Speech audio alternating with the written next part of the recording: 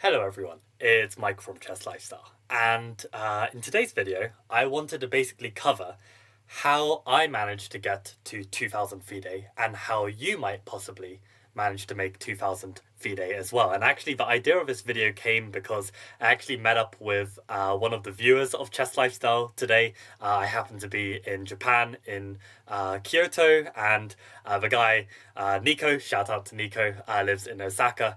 And yeah, we got talking and he was just mentioning about like some nice content ideas and just saying that, making some content on, how to achieve certain milestones for a beginner watching might be a really, really nice topic. And I thought about it and I was like, well, do I really feel like making this content? But to be honest, I mean, one area of like improvement content that I can really give a lot of insight about is honestly this milestone of 2000 FIDE.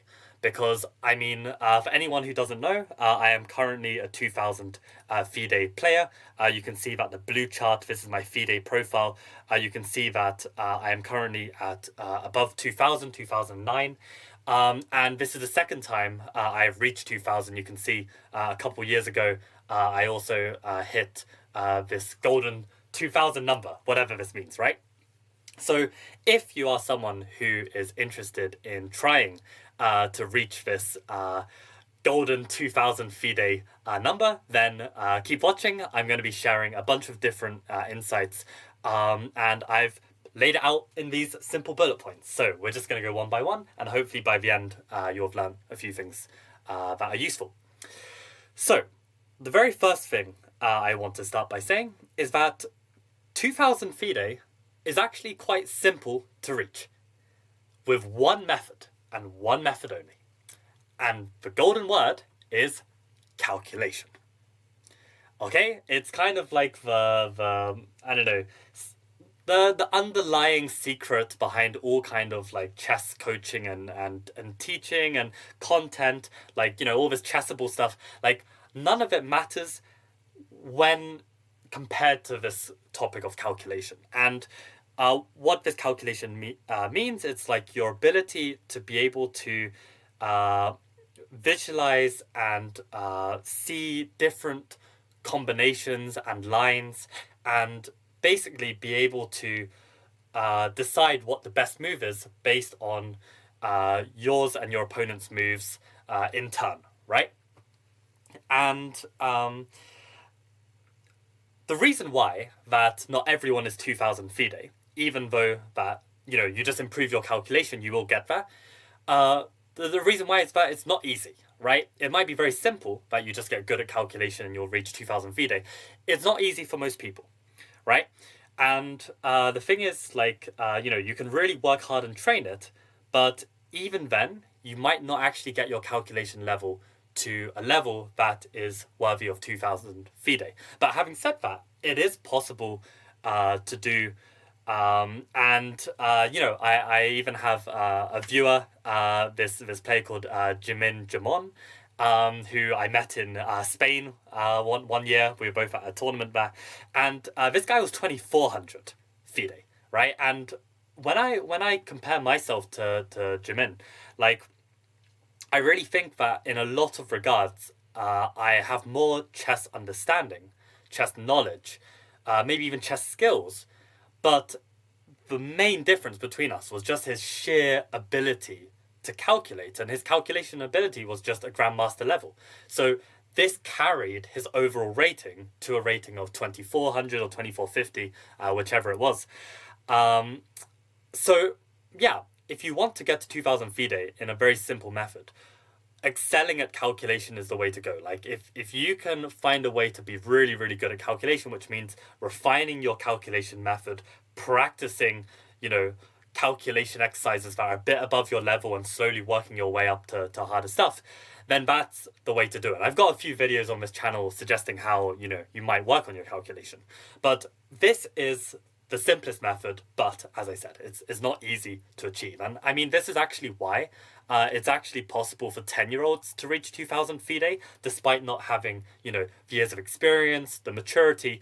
I mean, at the end of the day, like, because kids don't often, have the ability to read some philosophical chess book like Seven Deadly Chess Sins, they just basically improve by playing a lot and solving a lot of tactics. And what are tactics? Tactics are basically just short calculation, and the harder the tactics become, the harder the calculation becomes. So, they basically just do a lot of this, and if they have the talent, of course, talent is a big thing as well, they can get to this 2000 FIDE. And I'd say one of the big aspects of talent is this ability to have intuition.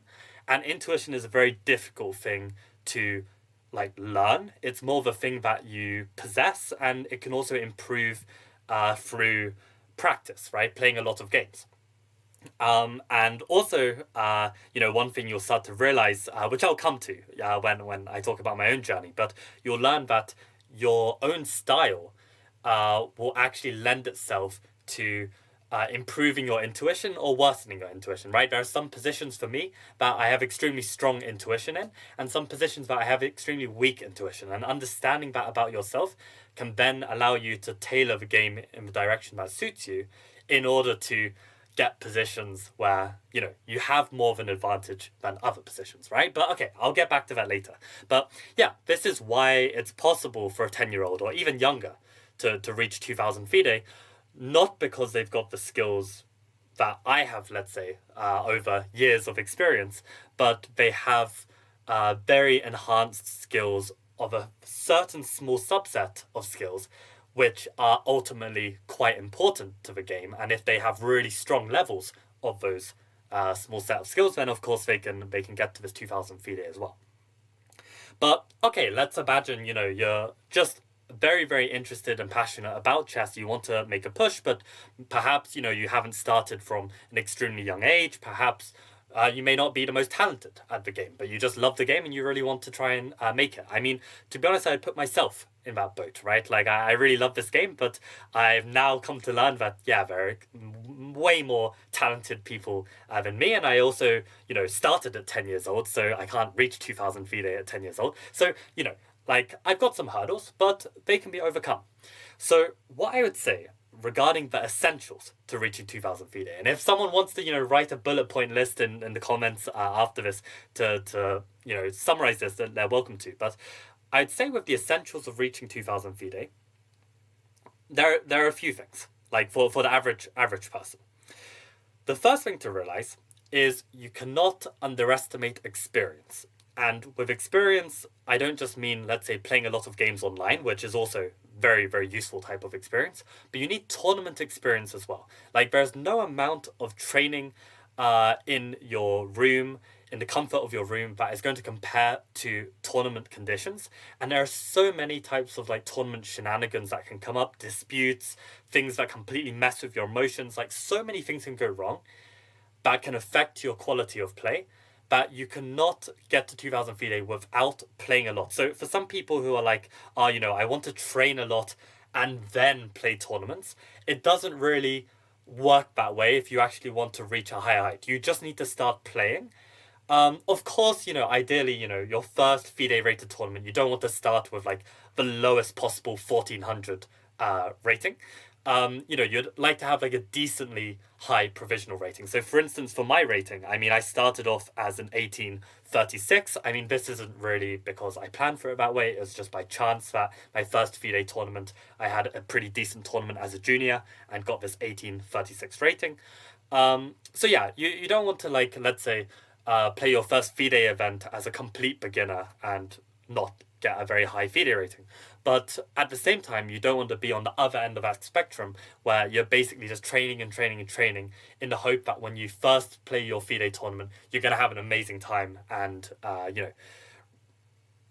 become FM in one go or something like this. It doesn't work that way for the average person. Maybe if you're extremely talented, you have this calculation ability, you have this intuition, you can do it. But this is what I'm saying. For the average person, you need that experience, tournament experience. Now, also another factor of experience is, playing a lot online, right? You need to play a lot, and analyze those games as well. That's super important. I mean, like, it's a really simple thing, but if you could, let's say, learn one thing from every single loss that you play online, you'll improve so much. But so many people will lose a game, get frustrated, and just move to the next game and try and forget about their game until they start winning and feel good about themselves again. Like, you've got to see it as like a chance to grow, a chance to learn, a chance to improve, right? If you learn one thing from every game, this is already going to be huge. But of course, you can do better than that, right? You can see, where you first made your misstep in the opening. You can see how you should have converted the position. You can, try and improve on all aspects of the game, not just like one single thing, right? So there's a lot you can achieve nowadays with the online playing, because, you can really play a lot of strong players online. I would say that personally, I mean, people have different opinions about this, but I would say that the online rating that corresponds to 2000 FIDE is around maybe like 2600 bullet, maybe 2500 blitz, maybe 2500 rapid. That's how I would consider 2000 FIDE, because that's probably where my own level was at, and I consider myself probably at 2000 FIDE realistically. So, yeah, this is kind of where you want to be at with your online ratings, but at the same time, I would say that yeah, at that level online, you still get a lot of opponents. So you don't really have to be waiting too long for an opponent, and you can get that practice in. So I would say that, yeah, you need that game experience as well, because by analyzing your games and learning from your mistakes, you actually improve as a player. And that's just so essential if you want to actually get 2000 FIDE, because your quality of chess has to obviously be pretty decent, right? If you want to get that 2000 FIDE. So those are two very big things. So having covered the importance of experience in chess, I now wanted to cover what you need to do and know in the opening, the middle game, and the end game in order to become a 2000 level player. So to start with the openings, it's actually not as difficult as you may think. And I would say that to become a 2000 FIDE, you really just need to have a complete opening repertoire. And what that means is having something you play consistently with white, something you play consistently against 1e4 as black, something you play consistently against 1d4 as black, and something you have against knight f3 or the English as black. And if you have these four things, and you have a really complete repertoire against this, then you can get to 2000 FIDE. And it doesn't have to be the most mainline of the mainline stuff. I have some friends who really like mainlines and use this as a basis of their play. I definitely think that it takes a certain kind of player with certain attributes in order to handle mainlines. Like, you may need to have more strategical understanding to appreciate some of like the really nuanced main lines. You may also need to be able to deal with a wider range of positions as well, because just because an opening is objective, it doesn't mean that it's easy to handle, right? Like, you need a lot more knowledge. So for me personally, in order to get to 2000 FIDE, I think having a simpler repertoire but a complete one is a much more easier way to go in order to reach it. And I think another example, not only myself, but a great example of someone who does this really well is Robert Ramirez, right? He's basically always played his King's Indian Park with black, and that's been his bread and butter since the start. And yeah, he got to National Master, so above 2000 FIDE. And yeah, did he need to know like mainline Najdorf theory to move 50? Like, of course not. Like if you have a complete repertoire for all those four aspects that I mentioned, then that will be enough to get you to 2000 FIDE. And one last thing I will say about the openings, it's really about finding the repertoire that suits you. And I am a strong believer that whatever your skill set is in chess, there will be an opening repertoire that is optimal to you as a player. And to find that optimal repertoire, it's very unlikely that you're just going to by chance land on it with your very first guess. So what I would highly recommend is you don't just get completely stubborn and stuck to a single opening and never ever try anything else out of fear of, oh, I don't have enough experience in it, oh, I'm going to lose a lot of games. Like, that's why we've got online platforms to train, right? Like, you don't have to try out a new opening in a tournament for the first time. For the record, I don't recommend you do that. I recommend you stick to what you know best. But when you're actually trying to land that like perfect opening repertoire that suits you, you will need to do a lot of swapping and changing. Of course, you don't want to swap and change too much because then you don't really get to the essence of the opening and know whether it does suit you or not. But you need like, you know, to put a time limit on it, maybe like 6 months, right? Of like really trying to play an opening properly to get a good feeling of like, is this actually for you or not? So obviously, try and make your best judgment, but you will need to try multiple openings before you get there. So that's what I'd say about the openings in order to get 2000 FIDE. For middle games, in terms of the calculation, this is all the training and practice, which I mentioned, and getting the right method for it, and consistency, and putting in that daily work, as like Brandon Clark said. Okay, I realize I'm filming this like after the video, so I don't know if I mentioned the Brandon Clark tip yet, if that comes later. But anyway, you'll know what I mean. Anyway, the other side of middle games, which is a very important aspect, is the positional strategical play.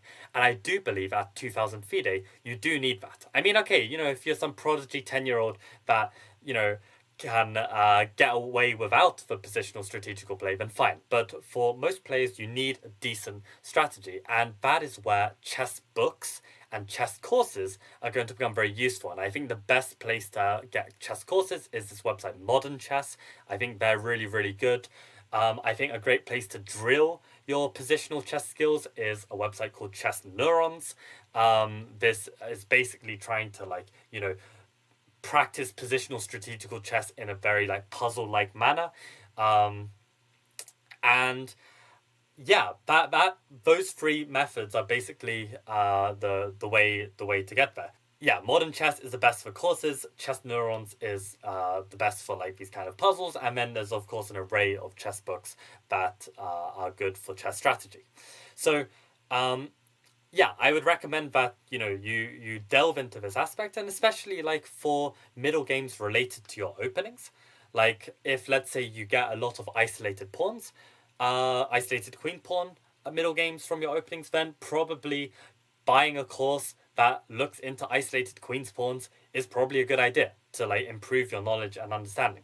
So doing that for your chess strategy to complement all of the grind that you're going into to improve your tactics and your calculation, that kind of gives you a pretty complete middle game skill. And actually, if you do your openings properly and you study from courses and books that cover your openings in really nice extensive detail, they should cover the middle game as well, and they should provide lots of model games that suggest how play might follow in the middle game. And as a chessboard author myself, I make it absolutely a number one priority that the middle games resulting from the openings are covered in the course. So yeah, this is what I would say is needed for 2000 FIDE in terms of middle games.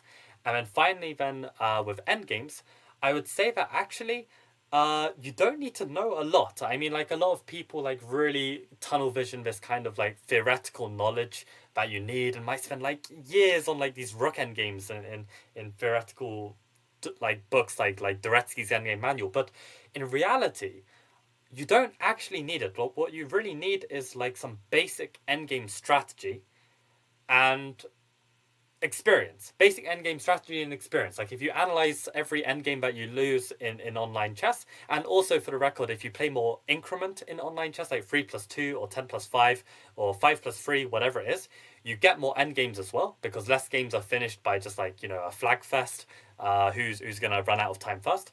So if you play with increment, you'll get more endgames. You analyze those endgames, you will improve. Also, when you calculate and you do your tactics, if you have endgame puzzles, that also improves your endgame skill. But in terms of the theoretical knowledge, I feel it's overrated in some ways. I mean, if you just have the very bare bones basics of theoretical knowledge, that can already be useful enough, but you don't need to go overkill with it. And I think some basic endgame strategy is very useful. For instance, like there's this Yusupov series of books, like, like to build up your chess and stuff like this. And I think there's even just one chapter in one of the books that just covers some basic endgame rook endgame strategy. And it's very, very, just you could get through it in like a couple days, if that, maybe one day. And that already gives you like a lot of the basics on what is important. Like, a lot of players, they play rook endgames and they've studied some theoretical stuff from, like, I don't know, 100 endgames you must know. But they don't even know that the very most important factor of rook endgames is rook activity. This is the number one most important thing. Like rook activity, then king activity, and then you can consider your pawn activity. That needs to be the hierarchy of your thinking when you play these rook endgames. And like a lot of people don't even know that. And I would say another big aspect to being good at endgames is appreciating this aspect of schematic thinking, which is basically where you're understanding like what pieces you want on the board, what pieces you want to trade, what is my plan in the position, what is the opponent's plan in the position. So, endgames, like basically, you need to be aware of the tactical implications because endgames are often quite open. Pieces can maneuver quite easily, so there are more tactics in the position than you might expect compared to a middle game. You've got the schematic thinking in terms of like how you actually plan in the endgame. But all this theoretical knowledge, you don't need to spend too much time on it. I really find, like for 2000 FIDE. I mean, if you want to go higher than that, then yes, you will do. Because ultimately, the players who are playing at like 23, 24, 2500 FIDE, like, they already have achieved all of the things that I'm saying that you need for 2000 FIDE. So you need something extra to kind of beat them. And if you don't have this theoretical endgame knowledge, then you will fall short when you get these endgames, right? But to get to 2000 FIDE, I don't think it's essential. So, like, if you spend your time reading Shereshevsky's endgame strategy as opposed to studying Dvoretsky's rook endgames for months on end, it'll be a much more effective use of your time. So that covers like openings, middle games, end games. I would finally add that a book that I 100% think you should absolutely read is the book Chess for Tigers. You can probably find a PDF on it online. Like, I doubt it's published like anymore, or maybe you can get a used copy on eBay or something like this. But Chess for Tigers covers the practical side of playing chess, and I really think it's like an absolute essential book just to improve your pragmatism when it comes to playing chess. And I think another good practical book is Seven Deadly Chess Sins, which I did mention earlier in the video. But this is a little bit more philosophical and it's a little bit deeper, and I don't think it's essential to reach 2000 FIDE. That's probably for a little bit higher. So yeah, that is my recommendation on the bare essentials for what you need for 2000 FIDE. And now let's discuss what I did to reach 2000 the first time and what I did to reach 2000 the second time.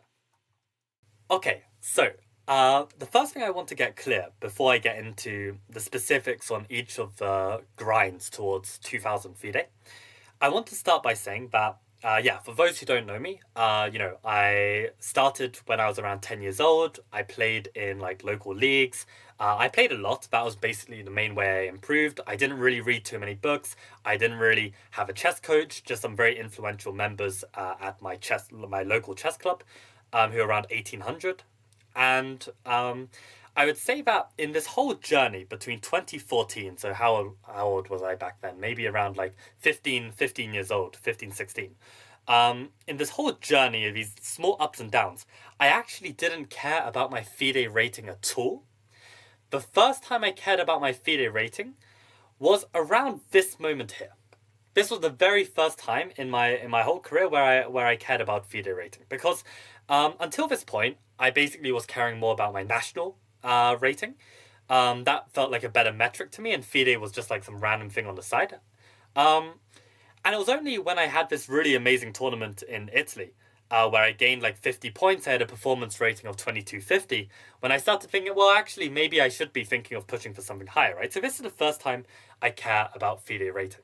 And Yeah, caring about your FIDE rating obviously adds an extra layer of pressure to your games. And I mean, this next tournament didn't go so well, and I lost a bunch of rating back. And again, I had university. I kind of took a bit of a break from tournaments. But yeah, during this time as well, like this was like university and COVID. And I basically decided that, like, I really want to get strong. I really want to get good at chess. So I started putting in training. And what I want to summarize by saying is the way I got to this 2000 in FIDE was I used a website called Chess Mood to basically fix my opening repertoire. I mean, back in the day, I had like my kind of own opening repertoire that I'd kind of come to, but I decided to put my hands in these trustworthy Armenian grandmasters and take their repertoire. And by having this very, very strong repertoire, it gave me a lot of really good positions, which enabled me to, score pretty highly. And I would say another factor as well during this time was I got a chess coach. His name is Nicola. He's from Macedonia, and he's an international master. And he also taught me how to attack. And I think before then, I never really understood how to attack in chess. I kind of played very positional games, very swindly, messy games, but definitely not these kind of very nice, luscious kingside attacking chess. So for me, I managed to get to 2000 because I was playing a very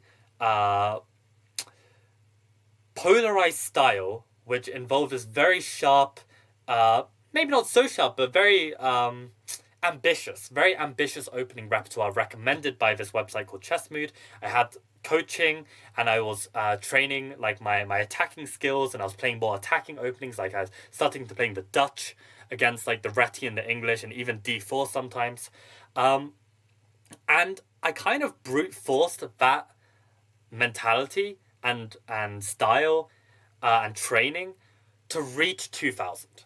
That's how I did it. But it was really a nervy end to this 2000 because I actually dropped out mid tournament as I reached the 2000, because in fairness there was like a training seminar that was taking place at the same time, run by Ivan Sokolov, none other than the infamous Ivan Sokolov. So I kind of wanted to attend that and get my FIDE instructor license, which as you can see here I did attain in 2022.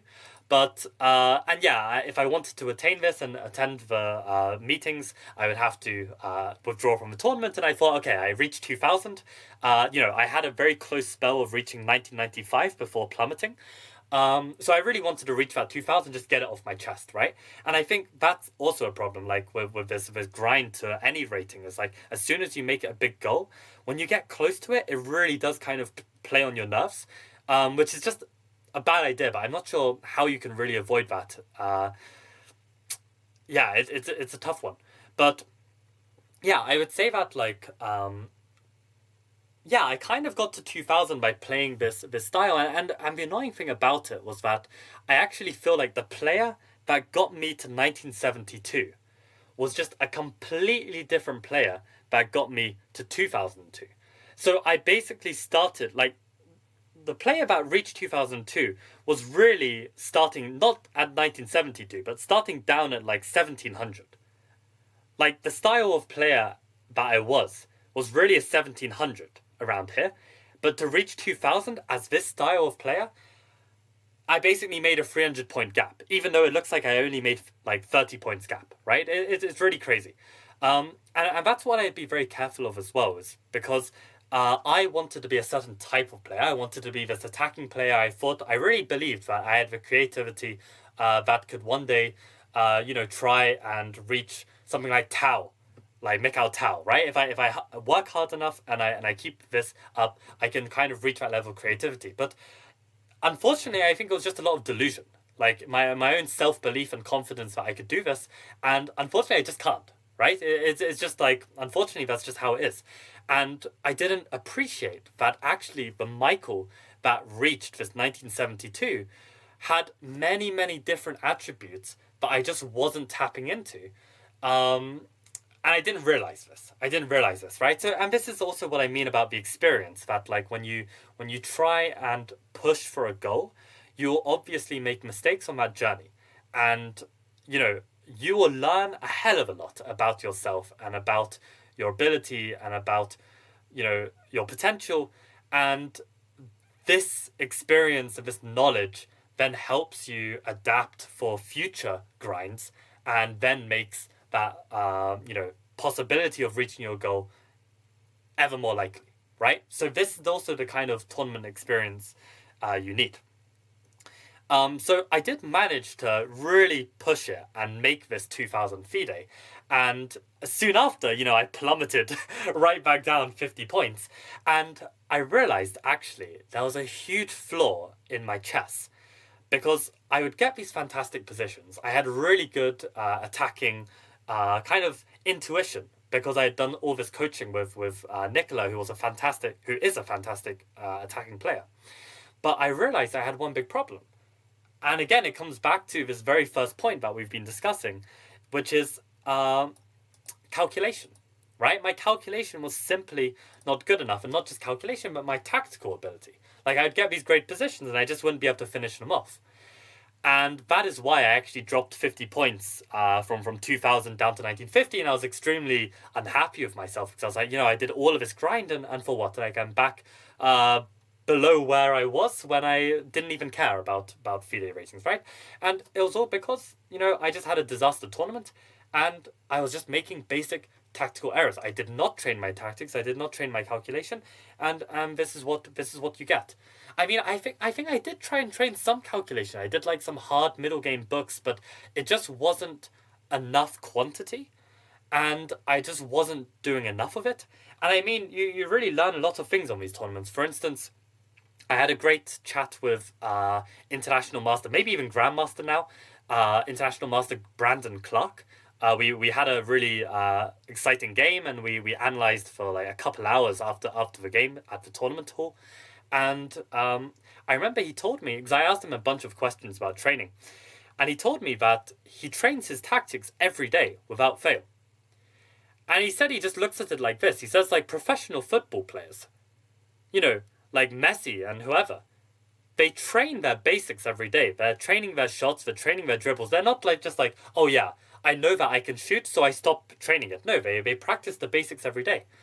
And I think, like, I mean, you know, even since that moment, I don't train my tactics every day without fail. I mean, it's almost getting to every day now with the streaming. Like, I stream tactics on stream like Monday, Wednesday, Friday. Like, I try and I'm on this like Lichess puzzle grind right now, which kind of motivates me to try and do a bit more tactical work. But this took a long time to kind of appreciate and understand, and it's because as a younger player, I didn't really appreciate the importance of this. I kind of was like, well, I can do these tactics, I can calculate, so I don't need to practice it. But it turned out that actually I was a lot more inconsistent than I thought, and that led to these really big dips in form and rating. And yeah, that led me to go right back down, and I was quite unhappy with that. But, you know, I then started putting in the work to improve my training and calculation.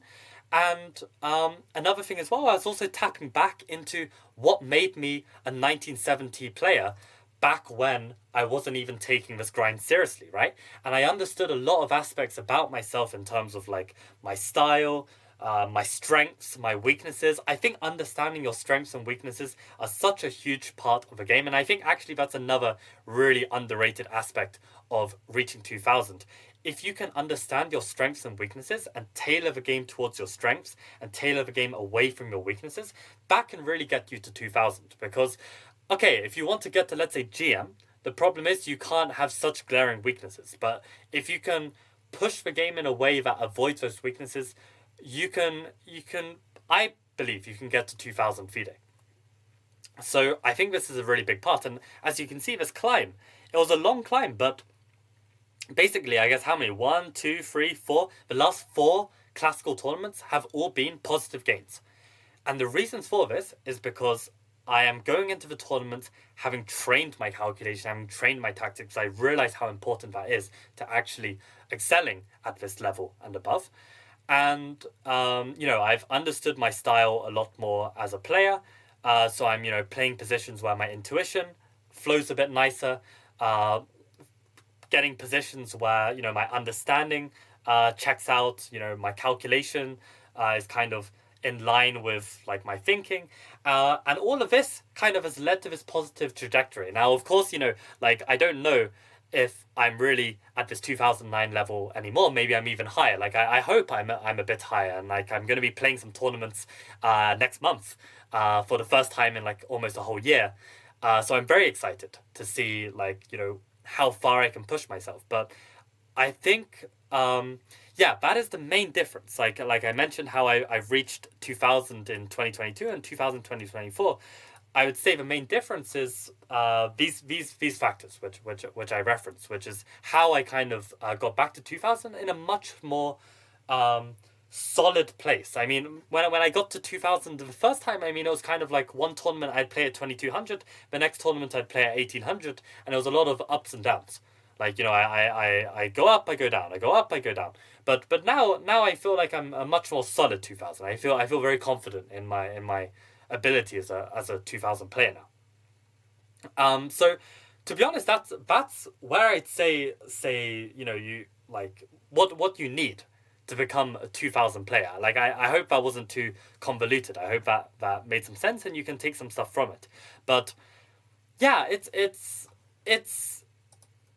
like, I don't know, it's really individual to the person. And I also think that's why, like, even just booking a single session with a coach that is at the level of what you're aspiring to reach. I'm not going to sit here and make claims about how to make FM or make IM or make GM, because I haven't made it myself, right? I can't say with absolute certainty that this is how it works, this is how it's going to work. But for 2000 FIDE, I can at least share my own experience. And I would say that, yeah, whatever like level you're gunning for, I would recommend that, you get some guidance and then you stick to it as well. Like, this is the important thing as well. Like, if you get the guidance and then you don't stick to it, well then, you only have yourself to blame at that point. So if you feel like someone who can give this best judgment and assess your games, assess your personality, assess your kind of strengths and weaknesses, then hopefully they can give you a decent enough training plan to actually kind of get that on your own. Of course, it helps to have a coach. Like when I reached 2000 for the first time, like not only was I doing attacking chess, but I also did a lot of end games with Nicola, and this really, really helped my theoretical end game ability.